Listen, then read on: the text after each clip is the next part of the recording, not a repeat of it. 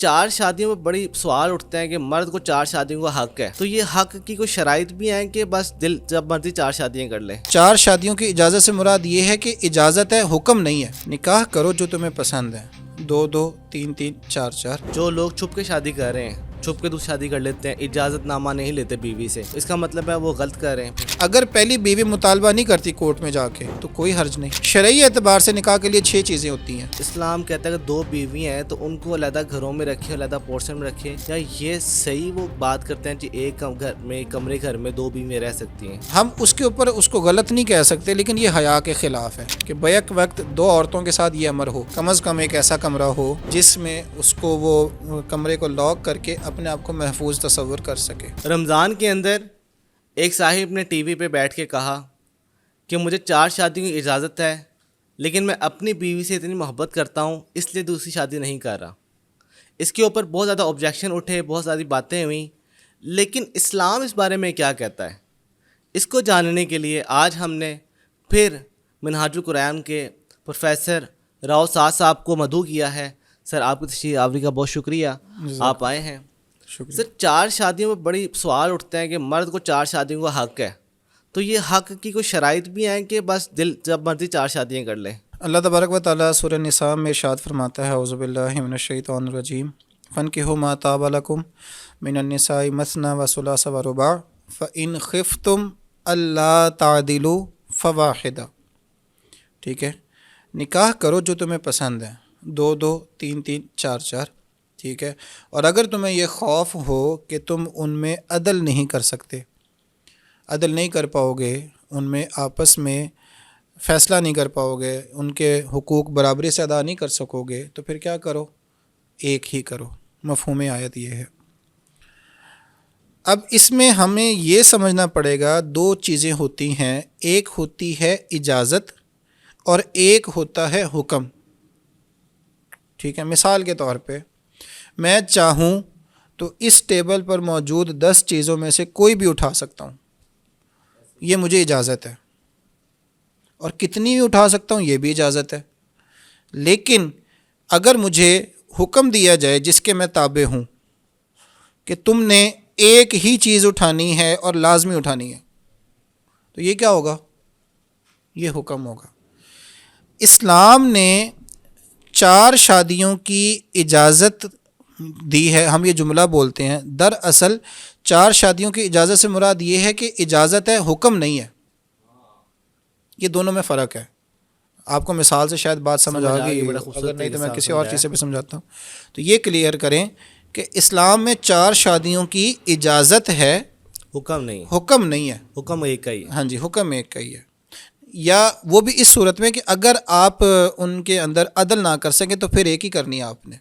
کیوں؟ کیونکہ عدل نہیں کریں گے تو اللہ تبارک و تعالیٰ آپ سے پوچھے گا۔ اچھا، یہاں پہ ایک اور چیز، پاکستانی قانون کہتا ہے دوسری شادی سے پہلے اپنی پہلی بیوی سے اجازت لو۔ ٹھیک ہے، اگر آپ حنفی ہیں، امام ابو حنیفہ کہتے ہیں جو قانون جو کہتا ہے اس کو فالو کرنا فرض ہے، تو اس سچویشن میں کیا کرنا چاہیے؟ دیکھیں، یہ ایک جملہ ہے، قانون جو کہتا ہے اس کو فالو کرنا فرض ہے۔ ٹھیک ہے، اس کی حکمتیں یہ ہوتی ہیں، اللہ تبارک و تعالیٰ نے قرآن پاک میں ارشاد فرمایا، اطیعوا اللہ و اطیعوا الرسول و اولی الامر منکم۔ جو اولو الامر لوگ ہوتے ہیں ان کو ہم کہتے ہیں صاحب سلطہ لوگ، یعنی جو ہمارے یوں کہہ لیں کہ حکمران طبقہ ہے۔ اگر اسلامی حکومت ہو تو وہاں خلیفہ یا امیر المومنین، اور اگر غیر اسلامی ہو تو جو ہمارے اوپر حکمران مقرر ہے، تو اس چیز کو دیکھا جائے گا۔ اچھا، اب یہاں یہ بات سمجھ لیں کہ ہم نے کون سے حکم کو لینا ہے جو شریعت کے مطابق ہو۔ اچھا، ٹھیک ہے، ہاں، اولو الامر لوگوں کو اللہ تبارک و تعالیٰ نے اپنے اور رسول کے بعد اس لیے بیان کیا کیونکہ رسول علیہ الصلوۃ والسلام کا ظاہری وصال ہونے کے بعد امت میں خلفاء چلے اور انبیاء کا سلسلہ آپ پر ختم ہو گیا۔ تو اب زمانے کے احوال کے مطابق، لوگوں کی ضروریات کے مطابق اگر کوئی قانون سازی کی جاتی ہے تو اس کو ماننا ہمارے لیے ضروری ہے۔ کیوں ضروری ہے؟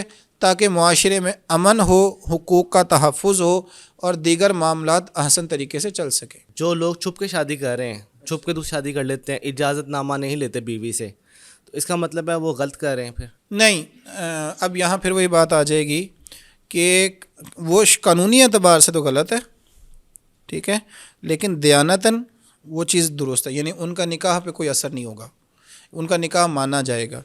چھپنے میں دو چیزیں ہیں، اب چھپ کے نکاح سے آپ کیا مراد ہے ذرا واضح کر دیں تاکہ میں اکثر لوگ بتا سکوں۔ کورٹ میرج کر لیتے ہیں جس میں نہ لڑکے کے گھر والوں کو پتہ ہوتا ہے نہ لڑکی کے خاندان والوں کو پتہ ہوتا ہے، بس ایک جا کے کورٹ میرج کر کے آ جاتے ہیں اور کسی کو پتہ نہیں ہوتا ہے شادی شدہ، وہ کہتے ہیں ہمارا رشتہ حلال ہے۔ نہیں، اب یہاں ایک کانٹرڈکشن آ رہی ہے۔ اگر آپ کورٹ میرج کی بات کر رہے ہیں تو کورٹ میرج میں جو رجسٹریشن ہے نکاح نامے کی صورت میں یا فیملی کورٹ میں کسی فارم کی صورت میں، وہ بھی تو قانون کی ہی ایک شق ہے، ایسے ہی ہے۔ اور یہ جو آپ نے پہلے بات کی وہ بھی قانون کی ایک شق ہے کہ قانون کو مانا جائے۔ یہاں یہ دیکھا جائے گا، اچھا پہلے یہ کلیئر سمجھ لیں کہ جو پاکستانی قانون میں یہ بات ہے نا دوسری بیوی کی اجازت ضروری ہے، وہ صرف یہ ہے کہ اگر کسی نے دوسری شادی کی، ٹھیک ہے، اور پہلی بیوی نے یہ دعویٰ کیا کہ مجھ سے اجازت نہیں لی گئی تھی، ٹھیک ہے، تو اس صورت میں بیوی کے مطالبے پر قاضی وقت جو ہے وہ سزا لگائے گا۔ یہ قانون ہے، اور میرا خیال ہے کہ یہ قانون اب چینج ہو گیا ہے، پہلی بیوی کی اجازت والا یہ ویلڈ نہیں رہا۔ یہ بیچ میں چل رہا ہے، منظور نہیں ہاں ہوا۔ اچھا شاید، تو یہ چیز ہے، اگر پہلی بیوی مطالبہ نہیں کرتی کورٹ میں جا کے تو کوئی حرج نہیں۔ شرعی اعتبار سے نکاح کے لیے 6 چیزیں ہوتی ہیں، ٹھیک ہے، ایجاب و قبول، ٹھیک ہے، مہر ہیں، گواہ، ٹھیک ہے، خطبہ، چھوارے، یہ چیزیں ہوتی ہیں، ٹھیک ہے۔ تو یہ کیا ہے، یہ آپ کی پوری پائی جا رہی ہیں، تو یہ ساری چیزیں ایک، اب اس میں جو ہے 2 چیزیں کیا ہیں شرائط میں سے ہیں، ٹھیک ہے، ایک چیز لازم ہے اور 3 سنت ہے۔ ولیمہ، خطبہ اور چھوارے سنت ہے۔ اچھا لازم کیا چیز آتی ہے، ذکر کی جائے نہ کی جائے، مہر، اور باقی جو 2 چیزیں ہیں ایجاب و قبول کا اور گواہ کا ہونا، ٹھیک ہے، یہ چیزیں اس کی شرائط میں سے ہیں۔ اچھا آج کل نا میڈیا کے اوپر پروموشن کے لیے، ویوز کے لیے ویڈیوز بنائی جاتی ہیں بہت عجیب و غریب سی، کہ جی میری 2 بیوی ہیں، ہمارا 1 کمرے گھر ہے، اس طرح کی باتیں کی جاتی ہیں جو کہ بہت ہی بری چیز ہے۔ تو کیا اسلام کہتا ہے کہ 2 بیوی ہیں تو ان کو علیحدہ گھروں میں رکھے، علیحدہ پورشن میں رکھے، یا یہ صحیح وہ بات کرتے ہیں جی ایک کمرے گھر میں 2 بیویاں رہ سکتی ہیں؟ دیکھیں کچھ ہوتے ہیں اللہ کے حقوق اور کچھ ہوتے ہیں بندوں کے حقوق۔ بیوی کے حقوق اسلام نے بیان کیے ہیں، ٹھیک ہے، جس میں اس کا نان نفقہ ہے، اس کی سکونت ہے، یعنی اس کا کھانا پینا، اس کا رہنا سہنا، اور فقہاء نے اس کی مقدار بیان کی ہے کہ کم از کم ایک ایسا کمرہ ہو کہ جس میں اس کو وہ کمرے کو لاک کر کے اپنے آپ کو محفوظ تصور کر سکے، ٹھیک ہے۔ ہاں اگر بیوی اس سے زیادہ مطالبہ کرتی ہے اور شوہر کی استطاعت ہے تو اپنی شایان شان جو ہے نا وہ اس کو دے، ٹھیک ہے۔ فآتوہن اجورہن بالمعروف، قرآن کی آیت ہے کہ عرف کے مطابق جو معاشرے میں رائج ہے اس کے مطابق بیویوں کو ان کے اجر یعنی مہر دو، ٹھیک ہے، اور اسی کے ضمن میں کئی چیزیں آ جاتی ہیں کہ جو عرف میں جو لباس ہے اس کے مطابق اور جو رہائش ہے اس کے مطابق، یہ ساری چیزیں بیوی کے حقوق میں فقہاء نے لکھی ہے کہ جو معاشرے میں چلتی ہیں، ٹھیک ہے۔ اب آتے ہیں دوسری بات کی طرف، یہ جو آپ نے مثال دی کہ ایک کمرے میں 2 بیویاں رہتی ہیں، یہ اس میں 2 چیزیں ہیں، ایک ہے رہنا، ایک ہے حقوق زوجیت کی ادائیگی، آپ سمجھ گئے ہوں گے، ہاں جی ایسے ہی۔ ٹھیک ہے۔ اب حقوق زوجیت میں بھی آگے یہ چیز ہے، ہم اس کے اوپر اس کو غلط نہیں کہہ سکتے، لیکن یہ حیا کے خلاف ہے کہ بیک وقت 2 عورتوں کے ساتھ یہ امر ہو، ٹھیک ہے۔ لیکن اگر وہ دونوں عورتیں اپنے شوہر کے ساتھ خوش ہیں، اپنے شوہر سے الگ گھر کا، الگ کمرے کا مطالبہ نہیں کر رہی، تو اسلام کیا کہہ رہا ہے؟ اسلام یہی کہہ رہا ہے کہ ٹھیک ہے، انہوں نے کیا کیا، قناعت اختیار کی، اپنے شوہر کے لیے ایک اچھی بیوی ہونے کا ثبوت دیا، اپنے شوہر کو تکلیف نہیں دی۔ اچھا آج کل ایک اور لوگوں نے مشہور کیا ہوا ہے جی، عرب کے اندر روایت تھی کہ 60 سال کی عورت ہو، وہ بیوہ ہو جائے تو اس کے اوپر اس کے سر پہ ہاتھ رکھنا، یعنی نکاح کرنا، کانٹریکٹ میرج ہوتا ہے کہ، اور حنفی کے مطابق کانٹریکٹ میرج جو ہے جائز نہیں ہے۔ کانٹریکٹ میرج الگ چیز ہے۔ کانٹریکٹ میرج یہ ہے کہ مثال کے طور پہ آپ کسی مخصوص وقت کے لیے نکاح کریں، یہ کانٹریکٹ میرج ہے، یہ مخصوص مقصد کے لیے، ٹھیک ہے۔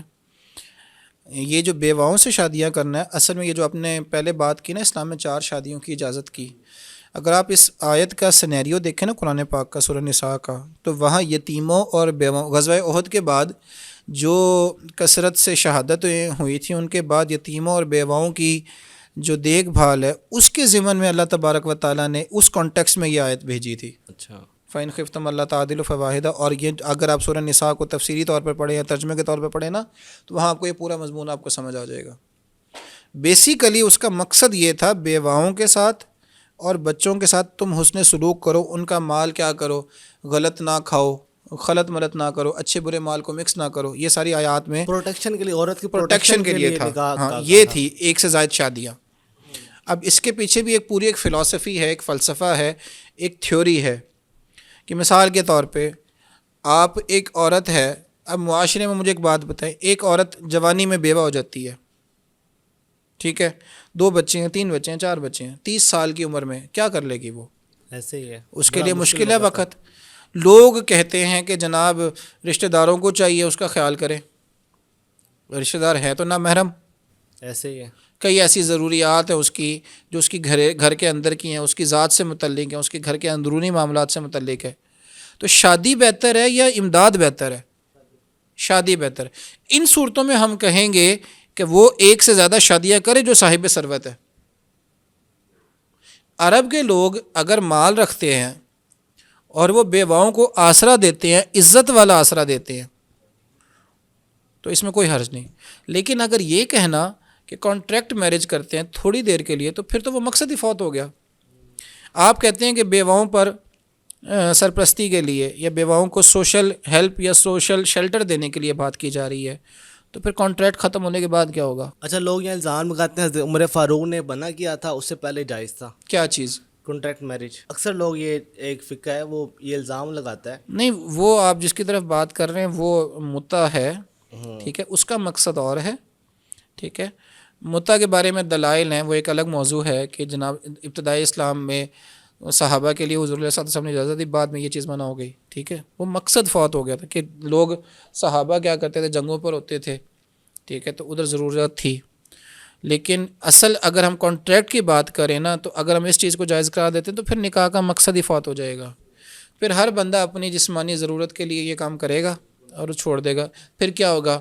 پھر وہی حال ہوگا جو یورپ کا ہو رہا ہے، ٹھیک ہے. خاندانی سسٹم تباہ و برباد ہو جائے گا، بچوں کا پتہ نہیں ہوگا، ٹھیک ہے، کون کیا ہے، اور اللہ حاصل کے مسائل در مسائل در مسائل ایک سلسلہ چل پڑے گا. چلیں آج کا آخری سوال کرتا ہوں آپ سے. ایک صاحب ہیں مرزا محمد انجینئر، انہوں نے فتویٰ دیا ہے کہ اگر شادی اگر آپ کوئی ٹی وی ڈرامہ میں ہے اور قاضی نے کہا آپ کو قبول ہے ڈرامے کے اندر، اور لڑکا نے قبول ہے کر دیا ٹی وی ڈرامہ میں، تو نکاح جائز ہو گیا، نکاح ہو گیا ان لوگوں کا. یہاں 2 چیزیں ہیں، ایک انشاء ہے، ایک حکایت ہے. اس میں اختلاف ہے فقہاء میں اور دیگر لوگوں میں. ایک حدیث ہے کہ 3 چیزیں جو ہے نا وہ مذاق میں بھی ہو جاتی ہیں، ٹھیک ہے، نکاح، طلاق اور رجعت، ٹھیک ہے. لیکن یہاں جو ہے مذاق کی صورت نہیں ہوتی. آپ کو میں ایک مثال سے سمجھاتا ہوں. فقہاء نے یہی مثال لکھی ہے، اور جو لوگ اس بات کو کہتے ہیں کہ نکاح منعقد نہیں ہوگا وہ یہی دلیل دیتے ہیں. مثال کے طور پہ آپ کے پاس ایک یہ پیج ہے، اسکرپٹ ہے، آپ کو کہا جائے یہ اسکرپٹ پڑھو.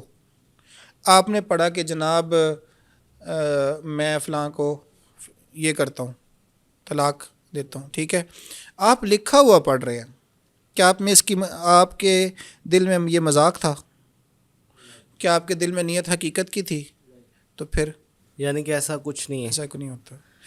فقہاء نے یہ بات لکھی ہے کہ 2 چیزیں ہوتی ہیں، ایک ہوتی ہے انشاء یعنی ایسا چاہنا، اور ایک ہوتا ہے حکایتاً بیان کرنا. مثال کے طور پہ جیسے اب ہم مدارس میں پڑھاتے ہیں، فقہ کی کتابوں میں باب الطلاق پڑھا رہے ہیں کہ اگر کسی نے یہ کہا کہ میں اپنی بیوی کو یہ کرتا ہوں، طلاق دیتا ہوں، ٹھیک ہے، کیا اس سے طلاق واقع ہو جائے گی؟ کیا میری بیوی کو نہیں ہوگی نا؟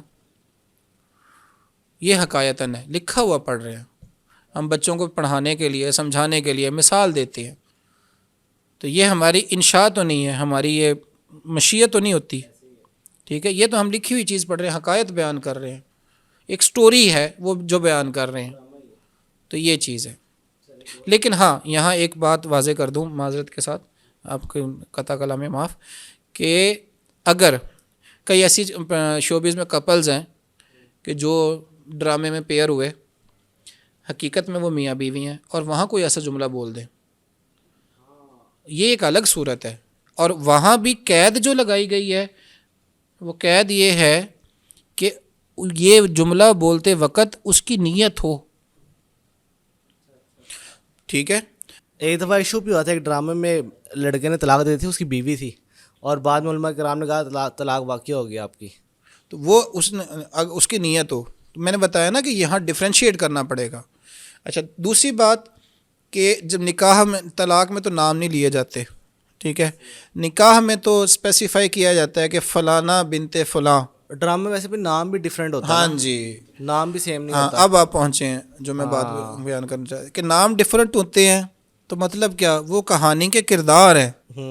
صحیح. آپ ایک ناول پڑھ رہے ہیں، آپ ایک سٹوری پڑھ رہے ہیں، آپ بیان کریں. حکم تو لگایا جا رہا ہے نا انسان کے منہ سے نکلنے والے لفظوں پر. ایسے ہی ہے. ٹھیک ہے.